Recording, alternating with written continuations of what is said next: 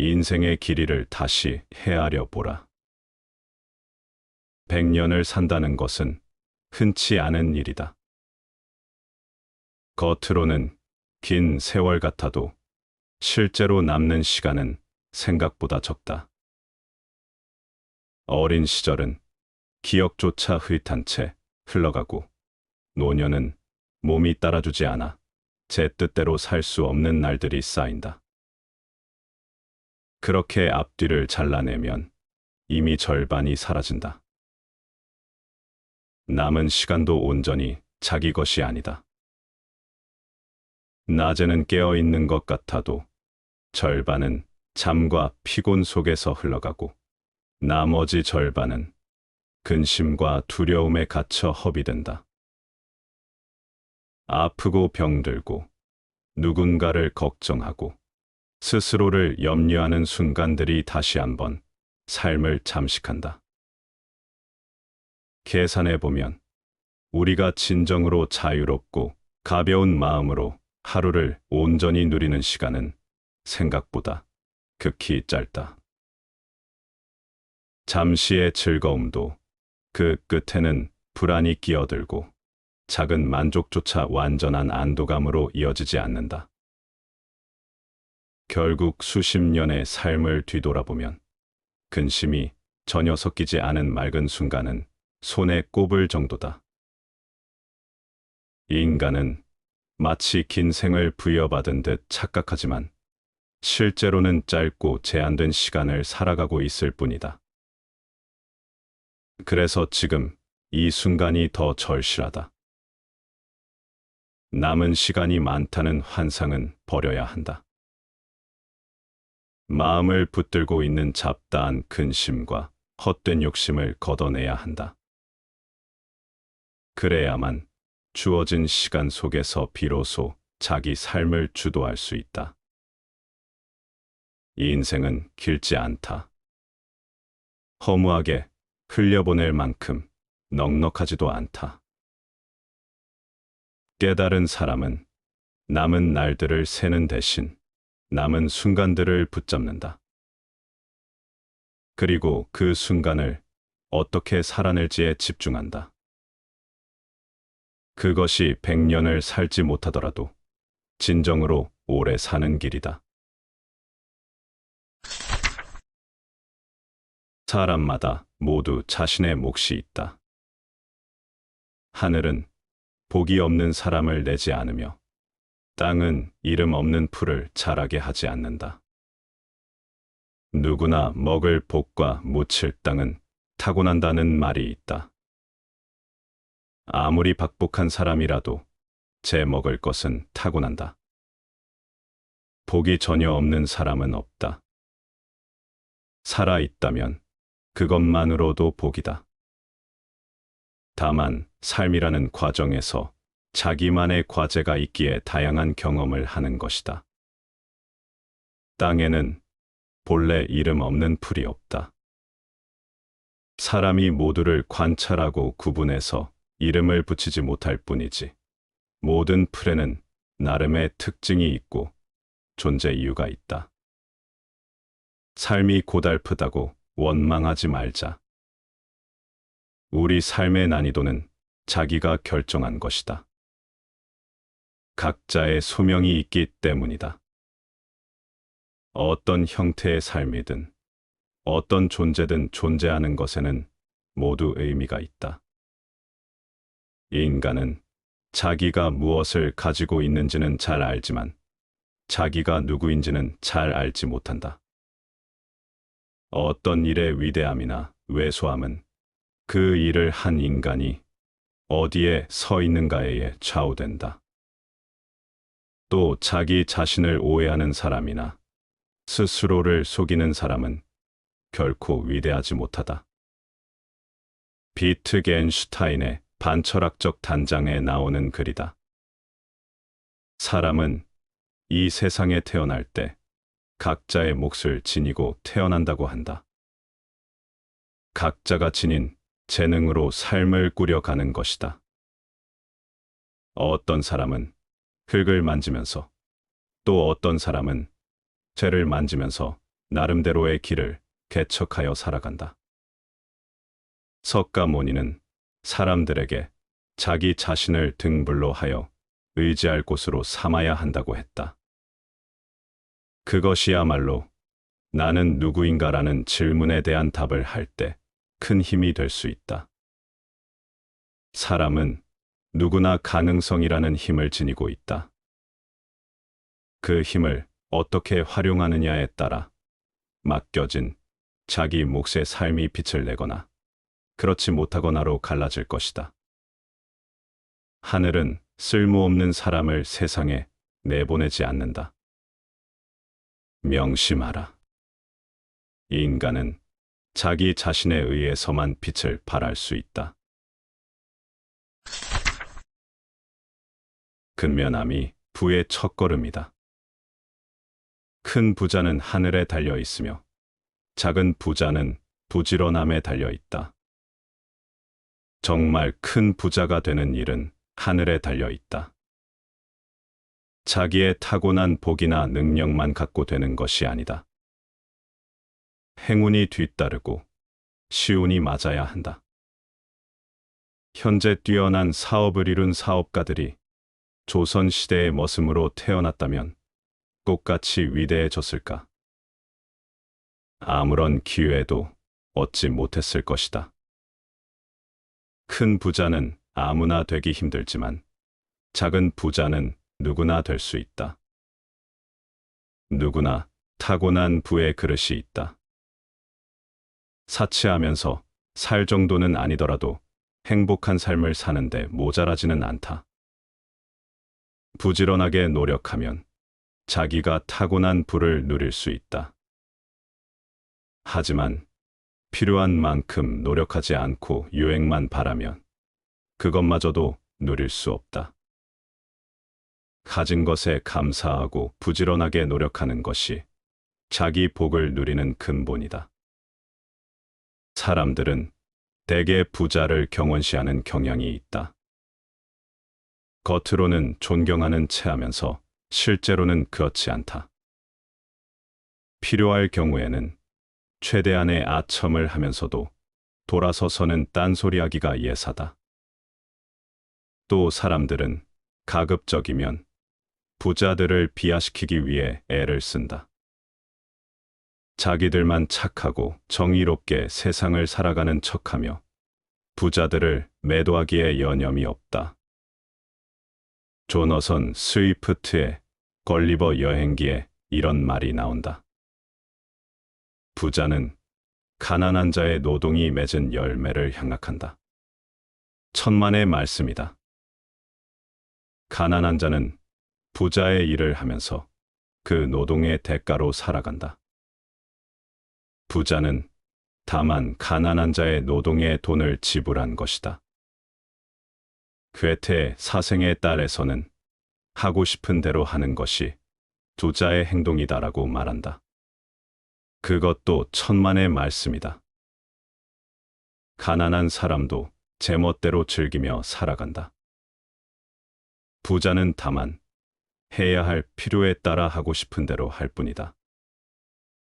가난한 자의 의식 속에는 부자에 대한 지독한 열등감에서 비롯된 시기와 질투가 공공연히 떠돌고 있다.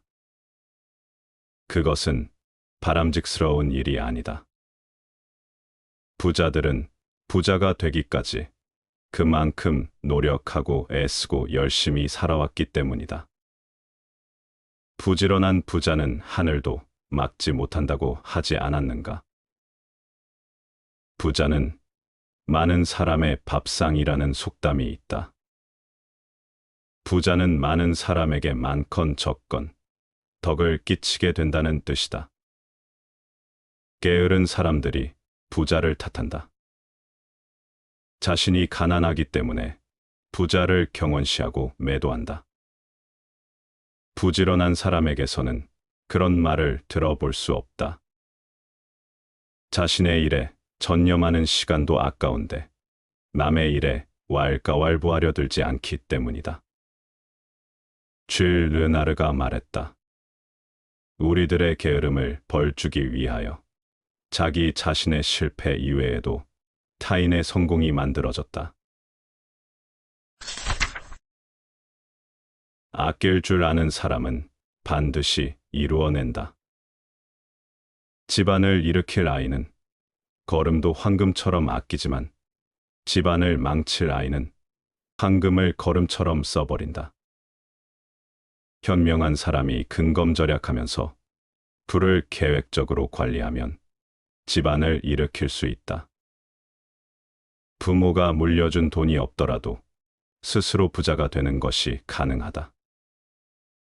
반대로 부모가 많은 재산을 물려주었다고 하더라도 절약하지 않고 쓰기만 하면 언젠가는 곤궁한 때가 온다.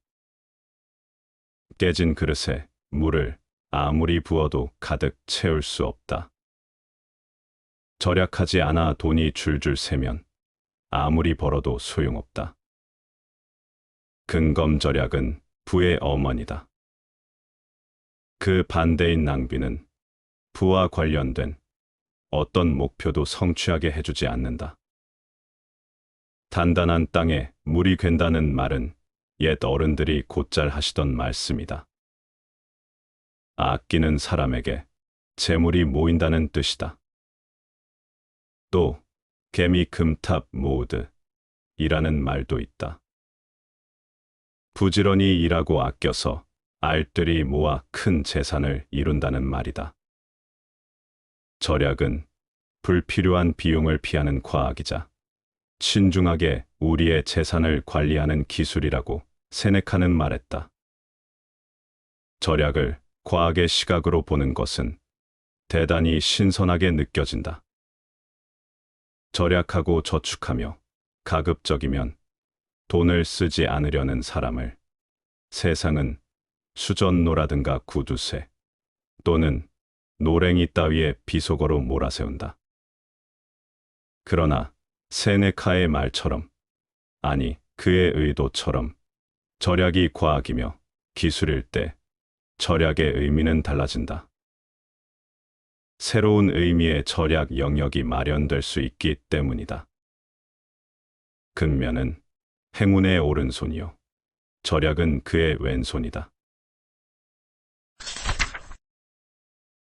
가장 편안하고 한가로운 때를 조심하라. 한가하게 살면서 거리낄 것이 없다고 말하지 말라. 걱정할 것이 없다는 말이 나오기 바쁘게 걱정할 일이 생긴다. 입에 맞는 음식이라 해서 많이 먹으면 병을 만들고, 마음에 즐거움이 있다 해서 지나치면 반드시 재앙이 생긴다. 병이 난 후에 약을 먹는 것은 병이 나기 전에 스스로 예방하는 것만 못하다. 항상 앞일에 대비하는 것이 안전하다는 소강절의 말이다. 굳이 일어나지도 않은 일을 걱정하라는 것이 아니라 방심하지 말라는 것이다. 방심하면 걱정거리가 생긴다. 아무런 문제의식 없이 타성에 젖어 일하거나 잘못된 습성을 고치지 않으면 재앙의 씨앗이 뿌려진다. 앞날의 모든 일을 예측할 수 없다. 긍정적으로 생각하면서도 일어날 만한 모든 상황을 준비하는 사람은 언제든 행운을 맞이할 수 있다. 한 나그네가 벌판을 걷고 있을 때 갑자기 등 뒤에서 무서운 소리를 내며 코끼리 한 마리가 미친 듯이 달려왔다. 겁에 질린 나그네는 정신없이 도망치다가 허름한 우물을 발견했다. 그는 불이 나게 거기 걸려있는 등나무 덩굴을 타고 우물 속으로 몸을 숨겼다. 이제 살았구나 하며 한숨을 돌리고 있는데 갑자기 이상한 느낌이 들어 가만히 우물 밑을 내려다보았다. 그런데 커다란 구렁이 한 마리가 도사리고 있는 게 아닌가. 그는 다시 주위를 살폈다. 그러자 거기에는 4마리의 독사가 혀를 날름거리고 있는 게 보였다. 그는 즐겁을 하고 다시 우물 위로 올라가기 위해 위를 살폈다. 그러나 거기에는 흰 쥐와 검은 쥐 두 마리가 차례로 그가 매달린 등나무 덩굴을 갉아먹는 중이었다. 눈앞이 캄캄해진 나그네가 한숨을 내쉬고 있는데 어디선가 달디단 꿀이 한 방울씩 나그네의 입에 떨어지는 것이었다.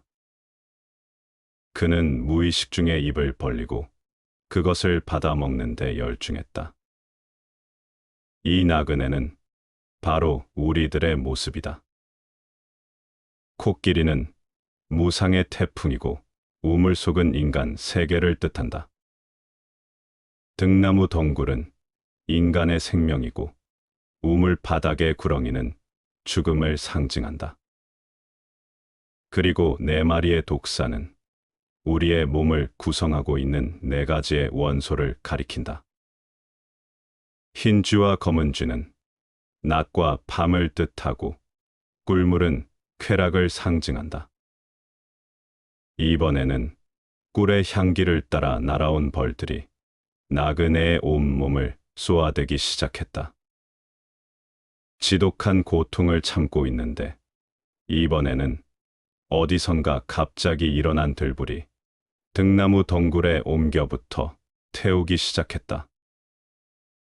여기서 나그네를 쏘아대는 벌은 사람들의 잘못된 생각을 뜻하며 들불은 병과 노쇠를 상징한다. 결국 인간이란 아무리 버둥거려도 무상의 바람에 쫓기고 온갖 번뇌에 시달릴 뿐만 아니라 병과 노쇠 때문에 결국은 죽음의 구렁이에게 먹히게 된다는 이야기다. 불전에 나오는 석가우화의 한 토막이다. 세상에 편안하고 한가롭기만 한 때는 없다. 어떻게 걱정할 것이 없겠는가? 삶이란 살아 있어도 죽음과 함께 있는 것이며 번뇌와 함께 있다. 참으로 편안하고 한가로울 때가 있다면 그때를 조심하라. 당신을 빛나게 할 사람을 선택하라. 사람은 누구와 함께하느냐에 따라 인생의 빛이 달라진다. 달은 밤하늘에서 수많은 별들 사이에 있어도 당당히 빛난다. 하지만 태양이 떠오르면 그 존재는 사라지듯 희미해진다. 내 안의 재능과 가능성도 마찬가지다.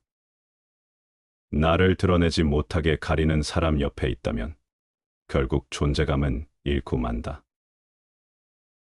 고대 로마의 시인 마르시알리스는 교활한 여인 파불라를 묘사하며 이런 인간의 속성을 드러냈다. 그녀는 일부러 못생기고 초라한 하녀들을 거느리며 자신을 돋보이게 만들었다. 자신의 빛을 키우는 대신 다른 이의 부족함을 배경 삼아 빛나는 길을 택한 것이다. 하지만 이 방식은 진정한 의미의 탁월함이 아니다. 실력 없는 사람이 초라한 무리와 함께한다면 결국 평판도 그들과 함께 추락한다. 성공을 향해 가는 과정에서는 반드시 능력 있는 사람들과 어울려야 한다. 그들의 시선과 기준 속에서 스스로 단련되고 성장할 수 있기 때문이다. 그러나 성공을 이룬 이후에는 상황이 달라진다. 나를 끌어내리는 사람이 아닌 내 가치를 더욱 빛내주는 사람을 곁에 두어야 한다. 사람은 관계 속에서 드러난다. 누구와 함께하느냐가 곧 나의 모습이 된다. 그래서 인간관계는 선택의 문제가 아니라 인생을 설계하는 문제다. 초라하게 만드는 사람과 함께 있으면 나 또한 초라해지고 존중받으며 살아가는 사람과 함께하면 나도 존중받는 존재가 된다. 결국 자신을 빛나게 할 사람을 곁에 두는 것, 그것이 삶을 지혜롭게 사는 첫걸음이다.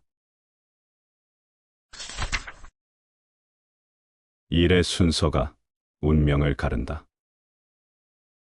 성공과 실패를 나누는 가장 뚜렷한 기준은 일의 순서를 어떻게 정하느냐에 달려 있다. 성공하는 사람은 반드시 먼저 해야 할 일을 먼저 한다. 반대로 실패하는 사람은 똑같은 일을 하면서도 가장 나중에 해야 할 일을 가장 먼저 꺼내든다. 결국 결과는 같은 일을 하더라도 전혀 다른 방향으로 흐르게 된다. 순서를 무시하고 닥치는 대로 시작하는 사람은 끝까지 혼란 속에서 헤맨다. 오른쪽에 놓아야 할 것을 왼쪽에 두고 왼쪽에 놓아야 할 것을 오른쪽에 둔다. 처음부터 어긋난 길은 끝까지 어긋난다. 이런 사람에게 필요한 것은 누군가가 대신 순서를 정해주는 지시일 뿐이다. 스스로 판단하지 못하기 때문에 늘 타인의 손에 의존한다. 반면 지혜로운 사람은 일을 맡겨주기를 기다리지 않는다. 무엇이 가장 중요한지 스스로 살핀다. 누구의 도움도 필요하지 않다. 상황이 주어지면 곧바로 우선순위를 찾아내고 가장 먼저 해야 할 일을 주저하지 않고 시작한다. 그래서 그가 하는 일은 흔들리지 않고 끝까지 이어진다. 성공을 만든 사람과 실패를 반복하는 사람의 차이는 거창하지 않다.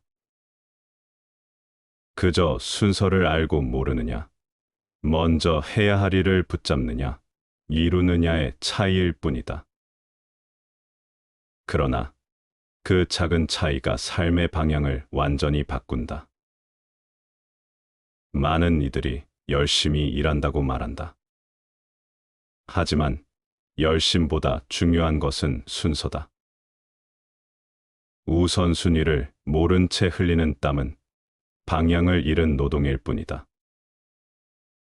삶은 길고 할 일은 많다. 그러나 그 모든 일을 한꺼번에 다 할 수는 없다.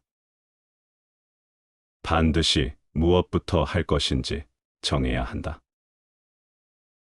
가장 먼저 붙잡아야 할 것은 가장 나중에 미뤄둘 수 없는 일이다. 그것을 바로 알아보는 눈, 그 일을 먼저 실천하는 용기, 그것이야말로 성패를 결정짓는 힘이다. 결국 중요한 것은 많이 하는 것이 아니다. 옳은 순서대로 해내는 것이다. 그 차이를 아는 사람만이 혼란 속에서도 길을 잃지 않는다.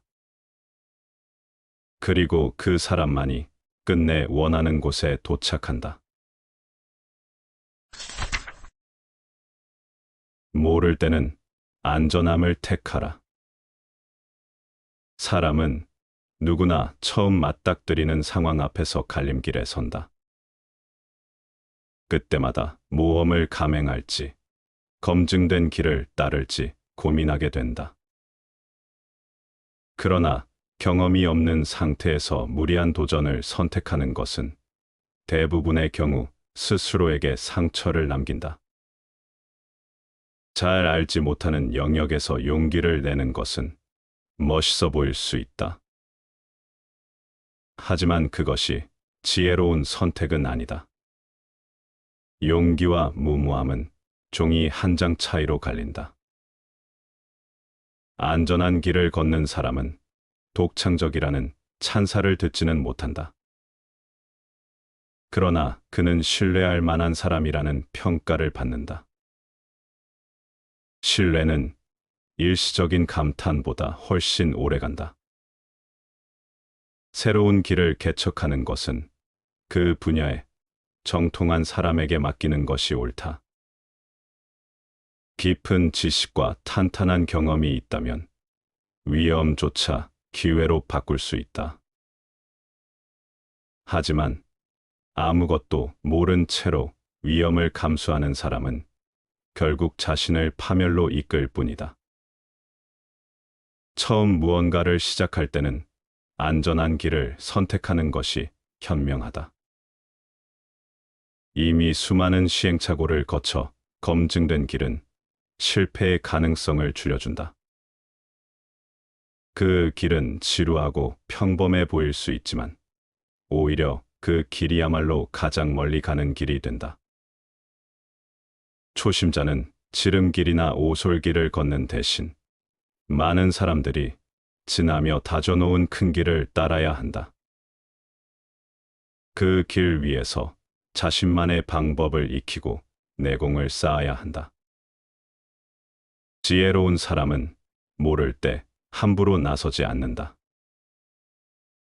먼저 배우고 익힌 다음 비로소 새로운 길을 개척한다. 진정한 성취는 무턱대고 앞서가는 데서 오는 것이 아니라 차근차근 단단하게 준비하는 데서 온다. 안전한 선택은 비겁한 선택이 아니다. 그것은 자신을 지키고 결국 더 큰 도전을 가능하게 만드는 토대다. 결국 삶에서 중요한 것은 당장의 화려한 독창성이 아니라 오래도록 신뢰받는 사람이 되는 것이다. 안전한 길을 선택하는 태도는 그 신뢰의 시작이다. 비교에서 벗어나 오직 나답게 살기. 이 세상에 동일한 사람은 단 한 명도 없다. 우리는 저마다 고유한 삶의 길을 걷고 있으며 각기 다른 조건과 환경 속에서 자기만의 빛깔을 지닌 채 살아가야 할 존재다. 그러나 사람들은 종종 남과 자신을 비교하며 스스로를 불행 속에 가두곤 한다. 남과의 비교는 마치 그림자가 빛을 삼키듯 우리의 삶을 갉아먹는다. 비교를 통해 얻을 수 있는 것은 자괴감과 열등감뿐이며 나아가 불필요한 욕망과 시기심을 불러일으킨다. 자신의 가치를 남의 기준으로 판단하는 순간 우리는 자신의 목까지도 외면한 채 타인의 잣대에 휘둘리게 된다. 진정으로 나답게 살아가기 위해서는 오직 나의 길에 집중해야 한다. 자신을 남과 비교하지 않을 때 비로소 삶의 평온과 충만함이 찾아온다. 불필요한 비교에서 벗어나 자기 본연의 모습을 온전히 받아들이고 스스로를 존중하며 살아가는 것이야말로 진정한 자유와 행복의 시작이다. 묵은 시간을 놓아야 새로운 삶이 열린다. 언젠가 우리 모두는 인생의 일몰 앞에 서게 된다. 그 순간 마음에 남은 응어리와 미련이 우리를 붙잡지 않도록 살아가는 동안 스스로를 가볍게 해야 한다. 지나간 인연을 원망하거나 이루지 못한 일에 집착하는 것은 묵은 짐을 등에 지고 다음 생까지 끌고 가는 것과 다름없다. 자유롭고 충만한 삶을 위해서는 미련과 집착을 내려놓고 현재를 온전히 살아야 한다. 우리가 맞이하는 하루하루는 결코 어제의 반복이 아니다. 오늘은 어제의 연장이 아니라 완전히 새롭게 주어진 시간이다. 그러나 사람들은 종종 과거의 상처와 후회에 스스로를 가두고 새로운 시간을 맞이할 기회를 저버린다. 마치 낡은 옷을 버리지 못한 채 새 옷을 입지 못하는 것과 같다. 지금 이 순간 과거에 묶인 마음을 놓아야 한다.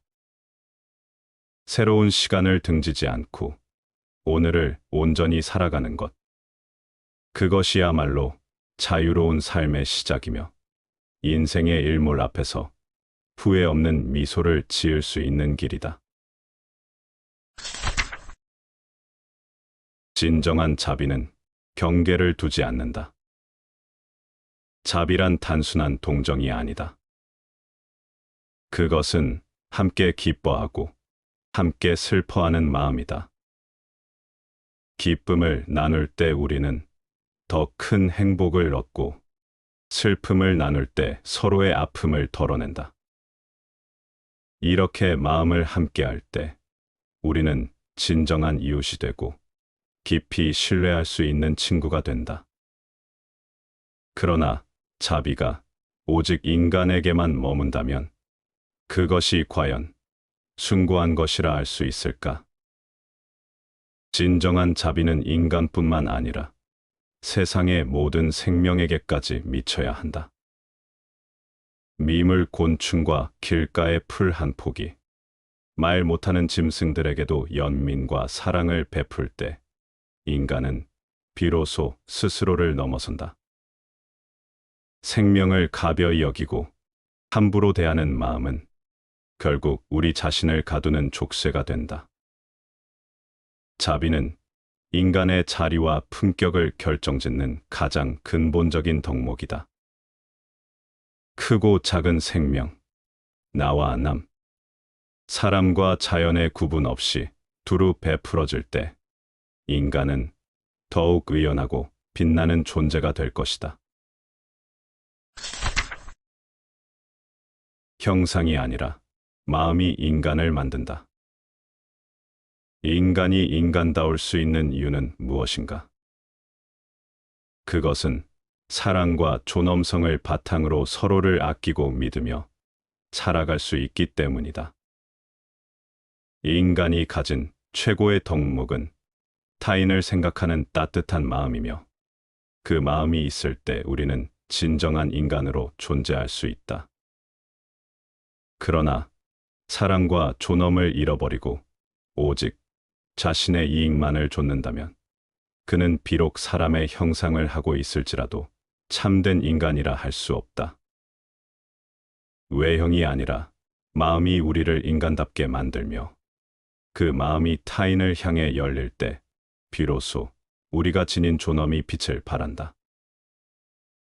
불교에서는 나와 타인의 경계를 허물고 모든 존재가 서로 연결된 인연임을 깨닫는 것이 중요하다고 말한다. 내 안에 있는 따뜻한 마음이 타인을 향할 때 세상은 비로소 밝아지고 우리가 살아가는 이 순간이 더욱 의미 있어진다.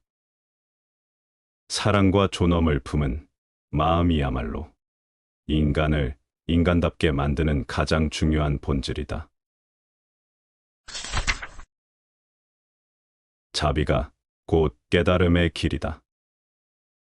많은 이들이 깨달음을 이루고 난 뒤에 자비를 실천한다고 생각하지만 그 길은 사실 순서가 반대이다. 자비심이 충만해야만 깨달음에 이를 수 있다는 점을 깨닫는 것이 중요하다. 자비는 단지 좋은 일을 하거나 타인을 돕는 행위에 그치는 것이 아니다. 자비심은 부처의 마음 그 자체이며 그것이 충만할 때 부처의 깨달음도 이루어진다. 깨달음은 마음의 고유와 통찰을 넘어 자비로운 마음이 모든 존재에 미칠 때 비로소 완성된다. 자비는 자신을 넘어 타인을 아끼고 이해하며 그 마음으로 세상을 변화시키는 힘을 가진다. 그래서 자비를 실천하는 그 자체가 바로 깨달음으로 가는 길이다. 불교에서는 자비가 진리와 연결되어 있다고 말한다. 진정으로 깨달음을 이루려면 이 자비의 마음을 심고 그 마음으로 세상과 조화를 이루어야 한다. 자비는 단순한 감정이나 태도가 아니라 우리가 깨달음을 향해 나아가는 가장 중요한 자양분임을 명심해야 한다. 판단을 넘기면 권위는 비워진다. 음식의 맛은 입으로 느끼는 것이다. 시고 달고 짜고 싱거운 감각을 스스로 확인하지 않고 주방장에게 맡기면 질서는 바뀐다. 요리사는 점차 임금의 취향을 살피지 않게 되고 자신의 판단을 기준으로 삼는다. 결정권이 이동한 자리에는 인식의 변화가 뒤따른다. 주방장은 명령을 따르는 사람이 아닌 판단을 대신하는 존재로 인식된다. 이 순간 권위는 소리 없이 이동한다. 통치도 같은 이치 위에 놓여 있다. 임금이 직접 보고 듣지 않고 모든 판단을 신하에게 넘기면 국정의 중심은 흐려진다. 신하는 도와주는 자리에 머무르지 않고 판단하는 위치로 올라선다. 그 결과 국가는 개인의 책임에서 멀어지고 구조에 기대어 움직이게 된다. 판단을 맡긴 쪽은 점점 감각을 잃고 맡은 쪽은 점점 경계를 잃는다. 현장을 보지 않는 권력은 상황을 이해하지 못한다. 보고서로만 세상을 접하면 말은 정교해지고 감각은 무뎌진다. 듣지 않는 자는 통제하지 못하고 보지 않는 자는 방향을 잃는다. 신하가 나라에 기대어 살아가게 되는 순간 긴장감은 사라진다.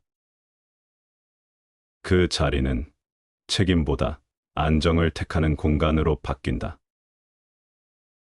판단을 직접 하지 않는 통치는 편해 보일 수 있다.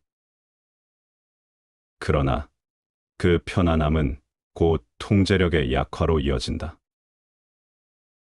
사람은 스스로 판단하지 않는 영역에서 점점 영향력을 잃는다.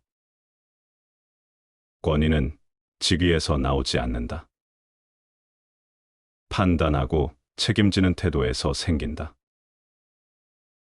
임금이 맛을 보지 않으면 요리는 흐트러지고 정치를 살피지 않으면 국정은 느슨해진다. 모든 결정에는 감각이 필요하다. 그 감각은 거리에서 생기지 않고 현장에서 길러진다. 맡긴다는 행위는 신뢰의 표현이 될 수 있다. 그러나 반복되면 습관이 되고 습관은 구조를 만든다. 판단을 넘긴 자리는 언젠가 빈자리로 인식된다. 권위는 스스로 확인하고 스스로 결정하는 데서 유지된다. 나라의 중심이 무너지면 끝은 정해진다. 국고가 비어가는데 대신에 창고만 가득 차 있다면 그 균형은 이미 깨진 상태다. 위에 있는 자의 주머니가 두터워질수록 나라의 근간은 말라간다. 재정은 한 나라의 혈맥과 같다. 피가 한쪽으로만 몰리면 몸 전체가 병든다. 대대로 살아온 집들이 점점 가난해지고 뿌리 없는 떠돌이들이 불을 쌓는 사회는 질서가 거꾸로 선 모습이다. 터전을 지켜온 이들이 밀려나고 이익만 좇는 이들이 앞자리를 차지하면 공동체의 신뢰는 무너진다. 농사지으며 나라를 먹여 살리는 사람들과 전쟁에서 몸을 던지는 사람들이 곤궁에 빠져 있다면 그 국가는 스스로 기둥을 깎고 있는 셈이다. 한비자의 말이다. 땀과 위험을 감수하는 이들이 존중받지 못하면 책임과 희생은 사라진다. 반면 책상 위에서 계산하고 거래하는 일로 큰 이득을 얻는 사람들만 늘어난다면 국가는 점점 공허해진다. 부는 쌓일지 몰라도 결속은 약해진다. 나라가 유지되는 힘은 숫자나 통계에서 나오지 않는다. 누가 보호받고 누가 버텨내고 있는가에서 드러난다. 중심이 되어야 할 곳이 비어 있고 주변이 살찌면 구조는 오래 버티지 못한다. 겉으로는 번성해 보여도 안에서는 균열이 커진다. 공정이 흐려지고 기여와 보상의 연결이 끊어지면 사람들은 각자 살 길만 찾는다. 이 순간 국가는 공동의 이름을 잃는다. 망함은 어느 날 갑자기 오지 않는다. 이미 방향이 정해진 뒤에 시간만 남았을 뿐이다. 위에서 쌓고 아래에서 비워내는 구조는 반드시 무너진다. 나라를 지탱하는 것은 화려한 사업이나 빠른 이익이 아니다. 먹이고 지키고 이어가는 사람들이다. 그들이 가난해지는 순간 국가는 스스로 존립의 이유를 포기한다. 법이 흔들리면 나라는 버티지 못한다. 지혜로서 법 어기기를 좋아하고 때때로 공사에 사사로운 이해관계를 섞어 처리하며 금령을 변경하고 명령을 자주 바꾸는 나라는 망할 것이다. 한비자의 말이다. 지혜를 앞세워 법을 피해가는 일을 능력으로 여기는 순간 질서는 약해진다. 규칙을 지키는 사람보다 요령을 아는 사람이 앞서게 되면 기준은 흐려진다.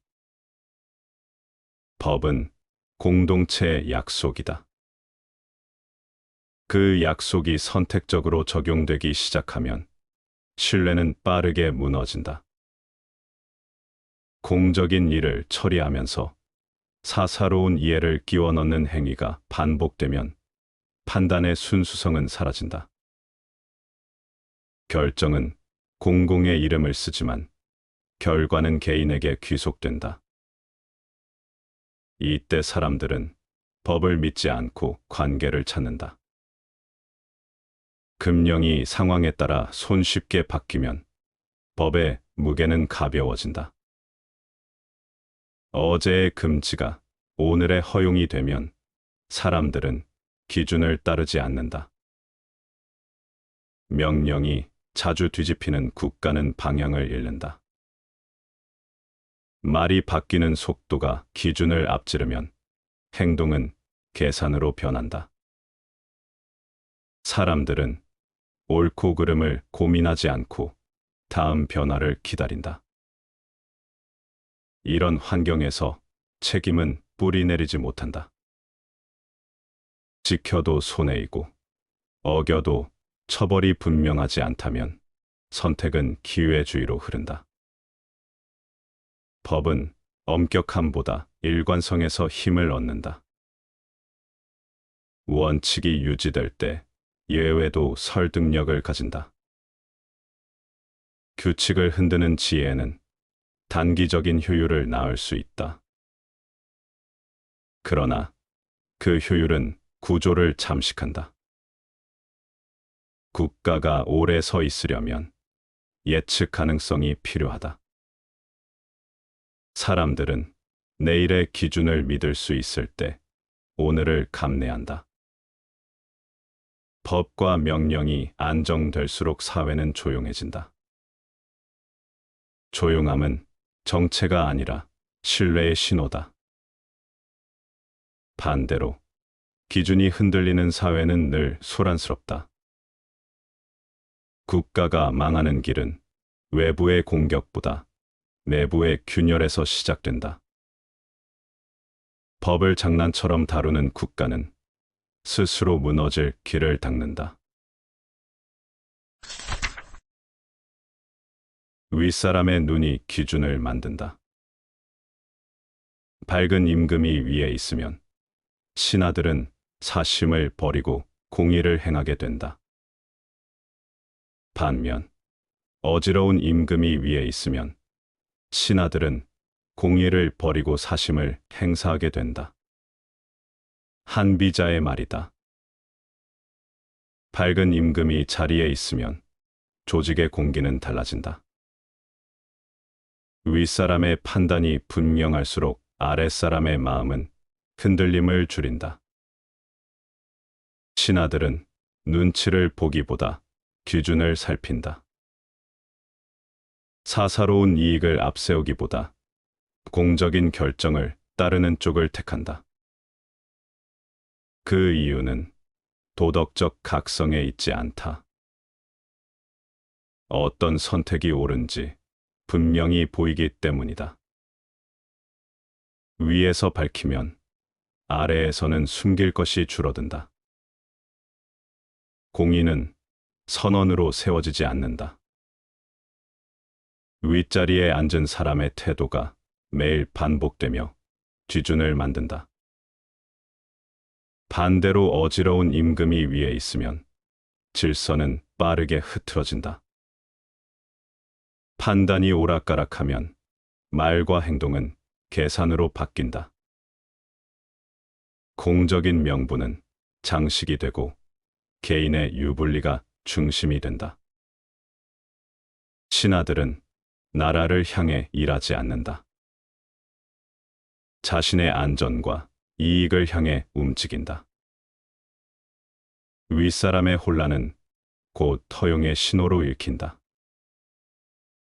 기준이 불분명한 자리는 해석이 지배한다. 이 틈에서 사심은 힘을 얻고 공의는 뒤로 밀린다. 누구도 먼저 책임을 지려 하지 않는다. 결정은 미뤄지고 선택은 분산된다. 조직은 유지되지만 방향은 사라진다. 공의는 개인의 선의에 기대어 오래 버티지 못한다. 구조가 받쳐주어야 작동한다. 그 구조의 시작점은 늘 위에 있다. 밝은 눈은 감시가 아니다. 예측 가능성과 일관성이다. 윗사람이 흔들리지 않으면 아래는 줄을 선다. 윗사람이 흐리면 아래는 각자 길을 만든다. 결국 나라의 모습은 임금의 태도를 닮아간다. 위가 곧 기준이 되고 그 기준이 곧 질서가 된다. 다스림은 새 기둥 위에 선다. 한비자가 말하기를 성인이 정치를 펼칠 때 의지하는 도에는 분명한 구조가 있다. 그 중심에는 세 가지 기준이 놓여 있다. 첫째는 이익이다. 사람은 이익이 보이는 방향으로 움직인다. 삶이 나아진다는 확신이 있어야 마음은 열린다. 민심은 설득으로 얻어지기보다 체감되는 이익을 통해 모인다. 배가 채워지고 내일이 보이면 사람들은 따로 부르지 않아도 모인다. 정치는 이 흐름을 거슬러 작동하지 않는다. 둘째는 위세다. 아무리 좋은 제도도 집행되지 않으면 문장에 그친다.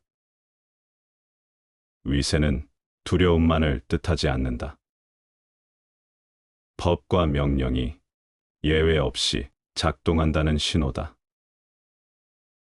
위세가 서면 법령은 말이 되고 말은 행동으로 이어진다. 위세가 흐려지면 규칙은 권고로 바뀌고 선택은 개인의 계산에 맡겨진다. 셋째는 명분이다. 명분은 위아래가 함께 공유하는 기준이다. 왜 이 길을 가는지에 대한 공통의 이해가 형성될 때 명령은 부담이 줄어든다. 명분이 분명하면 따르는 이유를 묻지 않는다. 상은 공정하게 받아들여지고 벌은 납득된다. 이 세 가지는 따로 움직이지 않는다. 이익만 강조되면, 욕망이 커지고 위세만 세워지면 반발이 쌓인다. 명분이 빠지면 모든 조치는 임시방편으로 인식된다. 성인은 이 균형을 놓치지 않는다. 이익으로 마음을 묶고 위세로 행동을 세우며 명분으로 방향을 고정한다. 정치는 감정으로 운영되지 않는다. 구조와 반복으로 굴러간다. 새 기둥이 고르게 서 있을 때 국가는 흔들림을 줄인다. 하나라도 기울면 나머지도 힘을 잃는다. 다스림은 선의에 기대지 않는다. 사람의 움직임을 읽고 그 위에 질서를 얻는 기술이다. 낚시에는 세 가지 권도가 있다. 낚시를 잘하는 사람은 단순히 힘으로 물고기를 잡지 않는다.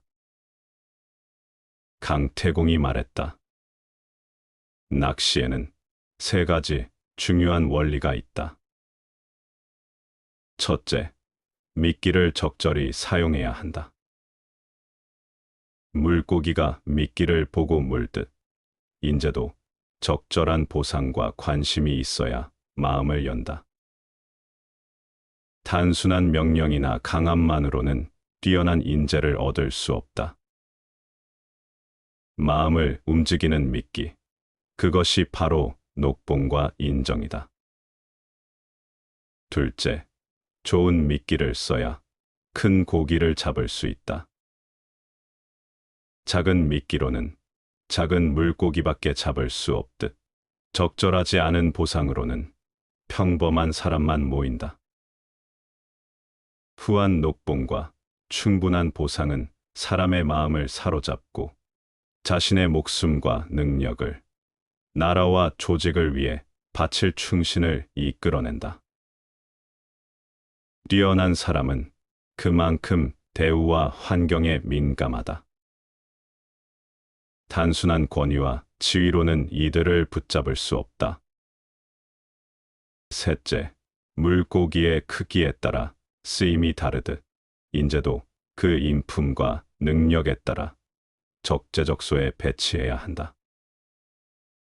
아무리 뛰어난 사람이더라도 잘못된 자리에 있으면 능력을 발휘하지 못하고 조직에도 도움이 되지 않는다. 반대로 적절한 자리와 역할을 부여하면 작은 재능도 빛나고 큰 재능은 더욱 강하게 발휘된다. 이 세 가지 원리는 단순한 전략이 아니라 인간의 본성을 이해하는 지혜다. 사람은 자신의 능력과 가치를 제대로 인정받고 필요와 맞는 역할을 부여받을 때 진정으로 헌신한다. 물고기를 잡을 때 미끼와 바늘, 낚시줄을 모두 고려하듯 인재를 얻을 때는 보상과 인정, 배치와 역할까지 고려해야 한다. 지도자가 이 원리를 이해하지 못하면 뛰어난 인재는 떠나고 조직은 무너진다. 반대로 이를 철저히 적용하면 작은 노력으로도 최고의 인재를 모으고 나라와 조직의 미래를 견고하게 세울 수 있다. 낚시에서 큰 고기를 잡듯 인재를 얻는 지도자는 준비와 전략으로 그들의 마음을 움직이는 법을 알아야 한다. 결국 인재를 얻는다는 것은 단순히 사람을 모으는 것이 아니라 그들의 마음과 능력을 읽고 올바른 자리와 보상으로 연결하는 일이다. 낚시의 원리를 깨닫는 자가 인재를 잡고 그로써 세상을 움직이는 힘을 가진다. 작은 흐름을 막지 않으면 큰 재앙이 온다. 졸졸 흐를 때 막지 않으면 장차 강을 이루고 반짝반짝할 때 구하지 않으면 활활 타오를 때 어찌하랴. 떡입 때 따내지 않으면 장차는 도끼를 써야 한다. 강태공의 말이다. 문제를 초기에 발견하고 바로잡지 않으면 나중에는 그 해결이 훨씬 어렵고 큰 대가를 치러야 한다. 작은 잘못, 작은 방심, 작은 습관 하나가 모여 큰 재앙을 만든다. 아이의 잘못된 습관을 초기에 바로잡지 않으면 자라서는 큰 문제가 된다. 조직 내 작은 불화나 갈등을 방치하면 나중에는 회복하기 힘든 혼란으로 이어진다. 사회적으로도 국가적으로도 초기 단계에서 예방하고 교정하는 노력이 없다면 결국 더 큰 힘과 비용을 들여야 문제를 해결하게 된다. 떡잎대의 잡음은 쉽게 바로잡을 수 있지만 나무가 자란 뒤 곡기를 쓰는 일은 누구에게도 달갑지 않다. 자기 성찰에도 마찬가지다. 자신 안에서 잘못된 습관이나 생각, 감정을 초기에 알아차리고 다스리지 못하면 결국 삶 전체를 흔드는 큰 문제가 된다. 감정을 방치하고 분노를 누르지 않으면 관계를 망치고 작은 게으름이 쌓이면 인생의 기회를 놓친다. 초기의 문제를 인식하고 바로잡는 힘이야말로 평생을 안정되고 성숙하게 살아가는 힘이다. 지도자라면 더욱 경계해야 한다. 작은 조직 내 갈등과 불화를 방치하면 전체 조직이 흔들리고 작은 부정과 부패를 용인하면 나라 전체가 위험에 처할 수 있다. 문제를 미리 보고 조기에 교정하고 예방하는 노력이야말로 큰 피해를 막는 유일한 길이다. 결국 흐름과 불씨, 작은 떡잎을 보는 눈과 행동이 모든 것을 결정한다. 작을 때 바로잡지 않으면 나중에는 손 쓸 수 없는 결과를 맞이하게 된다. 작은 문제를 관리하고 바로잡는 자가 큰 위기에서 흔들리지 않고 세상을 지키는 힘을 가진다. 작은 흐름과 작은 불씨를 무심히 흘려보내지 마라. 그것이 장차 강과 불로 번지기 전에 문제를 다스리는 지혜다. 인생의 바다는 늘 잔잔하지 않다. 언제든 우리를 뒤흔들 사건이 터질 수 있음을 잊지 말라. 바다를 항해하는 선장이 결코 자만하여 돛을 활짝 펼치라고 명령하지 않는 이유가 여기에 있다. 갑작스러운 폭풍이 몰아칠 수 있음을 알기에 언제든 밧줄을 단단히 당길 준비를 하고 있어야 한다. 인생 또한 마찬가지다. 평온한 날이 계속될 것이라 믿고 아무런 대비 없이 살아가는 것은 어리석은 일이다. 삶은 본질적으로 불확실하다. 예상치 못한 위기는 언제든 닥칠 수 있으며 우리는 그것을 피할 수 없다. 하지만 준비된 자는 폭풍 속에서도 침착함을 유지하고 방향을 잃지 않는다. 반면 현재의 안락함에 취해 대비를 소홀히 한 자는 한순간에 휩쓸려 버리고 만다. 그렇기에 우리는 언제든 다가올 시련을 염두에 두고 대비해야 한다. 이 인생의 바다는 결코 잔잔하지만은 않다. 순간의 평온이 영원할 것이라는 착각은 가장 위험한 함정이다. 그러니 지금 이 순간에도 대비하라. 준비된 자만이 폭풍이 몰아칠 때 살아남아 다시 항해를 이어갈 수 있다.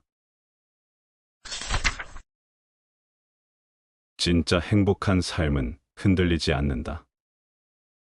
진정한 행복이란 순간의 기쁨이나 외적인 조건에 좌우되는 것이 아니다. 그것은 신뢰할 만한 가치와 올바른 판단의 바탕을 두어 어떤 상황에서도 흔들리지 않는 내면의 단단함에서 비롯된다. 이러한 내적 확신이 있을 때에만 우리는 삶의 불확실성 속에서도 두려움 없이 서 있을 수 있으며 마음을 짓누르는 먹구름이 거치고 자유로움을 느낄 수 있다. 인생은 결코 평탄하지 않다. 예상치 못한 시련과 고통, 운명의 가혹한 장난이 끊임없이 우리를 시험할 것이다. 그러나 내면이 단단한 사람은 심각한 상처는 물론이고 작은 상처에도 쉽게 흔들리지 않는다. 운명의 여신이 아무리 위협적인 얼굴로 다가온다 해도 그는 자신이 서 있는 자리에서 단호하게 버틴다. 외부의 변화에 휘둘리는 것이 아니라 자신의 중심을 지키며 당당하게 맞서는 것이다. 행복은 외부에서 주어지는 것이 아니다. 삶이 흔들릴 때조차 무너지지 않는 단단한 내면을 가질 때 우리는 비로소 진정한 자유를 얻는다. 흔들리지 않는 삶을 원한다면 먼저 자신을 단단히 세워라. 생각 없이 사는 사람은 가축과 다를 바 없다. 진짜 행복한 사람은 누구일까? 그는 자신의 이성을 소중하게 여기고 불필요한 욕망과 두려움에서 자유로운 사람이다. 돌멩이도 고통을 느끼지 않고 가축도 별다른 걱정 없이 살아간다. 하지만 우리가 그것들을 행복하다고 말하지 않는 이유는 간단하다. 그들은 스스로 행복을 느낄 줄 모르기 때문이다. 그리고 세상을 깊이 생각하지 않고 그저 남들이 하는 대로 살아가는 사람들 또한 다르지 않다. 그들은 자신만의 목표나 가치 없이 흘러가는 대로 살아갈 뿐 진짜 행복이 무엇인지조차 모른다. 하지만 더 안타까운 건 생각할 능력이 있음에도 그걸 잘못 사용해 오히려 자신을 불행으로 몰아넣는 사람들이다. 끝없는 욕심과 두려움 속에서 불안해하고 남들과 비교하며 끊임없이 스스로를 괴롭히는 사람들 말이다. 아무 생각 없이 사는 것도 문제지만 잘못된 생각에 사로잡혀 사는 것도 결국 스스로를 가두는 일이다. 진짜 행복한 삶은 진리를 외면한 채 욕망과 불안 속에서 흔들리는 것이 아니라 이성을 통해 자신을 이해하고 주어진 삶을 주체적으로 살아가는 데 있다. 생각 없이 사는 삶은 결코 자유롭지 않다. 진짜 행복해지고 싶다면 남이 만든 기준이 아니라 스스로의 가치로 살아가야 한다. 진짜 행복한 삶은 외부에 흔들리지 않는다. 행복한 삶이란 남에게 휘둘리지 않고 스스로에게 당당하며 두려움과 불안 속에서도 흔들리지 않는 것이다. 진정한 행복은 명예롭고 올바른 것을 유일한 선으로 여기고 부끄럽고 비열한 것을 유일한 악으로 삼는 데서 온다. 돈, 권력, 명성 같은 것들은 우리의 가치를 결정하지 않는다. 그것들은 시간이 지나면 사라질 뿐 우리 삶의 본질에는 아무런 영향을 미치지 않는다. 결국 내면의 단단함이야말로 가장 강력한 행복의 원천이 된다. 이러한 가치관을 가진 사람은 외부의 변화에 일희일비하지 않는다. 그는 자신의 내면에서 우러나오는 만족감과 평온함을 즐기며 더 많은 것을 탐하기보다는 이미 가진 것에서 기쁨을 찾는다. 끝없는 욕망에 휘둘리는 대신 현재의 삶을 충만하게 누릴 줄 아는 것이다. 이런 내면의 즐거움은 단순한 육체적 쾌락과는 비교할 수 없을 만큼 깊고 지속적이다. 당신의 행복은 외부에 달려 있는가? 아니면 스스로 만들어가는가? 진짜 행복한 사람은 환경이 변해도 흔들리지 않는다. 그는 스스로를 지배하며 욕망에 휘둘리지 않는 삶을 산다. 외부 조건이 아닌 내면의 가치를 기준으로 살아갈 때 우리는 비로소 진정한 행복을 찾을 수 있다.